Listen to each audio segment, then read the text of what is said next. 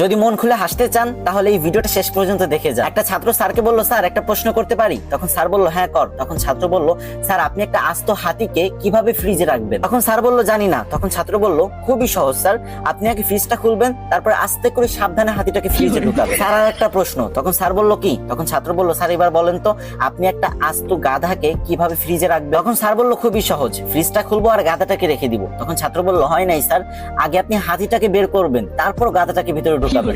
তখন স্যার বলল, আচ্ছা। তখন ছাত্র বলল, স্যার আর একটা প্রশ্ন, বনের সমস্ত পশু পাখি সিংহ মামার জন্মদিনের অনুষ্ঠানে অংশগ্রহণ করতে পারবে, কিন্তু একজন ছাড়া, সেটা? তখন স্যার একটু ভেবেচিন্তে বলল, মনে হয় বাঘ, কারণ সিংহ আর বাঘ একজন একজনকে দেখতে পারে না। তখন ছাত্র বলল, হয় নাই স্যার, গাধা, কারণ সে তো এখনো ফ্রিজের ভিতরে। তখন স্যার রেগে গিয়ে বলল, আমার সাথে মজা করিস তাই না? তখন ছাত্র বলল, না স্যার মজা করি না তো, আর একটা শেষ প্রশ্ন প্লিজ স্যার। তখন স্যার বলল, ওকে। তখন ছাত্র স্যারকে আবারও প্রশ্ন করলো, স্যার আপনাকে অসংখ্য একটা কুমির ভর্তি নদী পার হতে হবে, কিন্তু কিভাবে?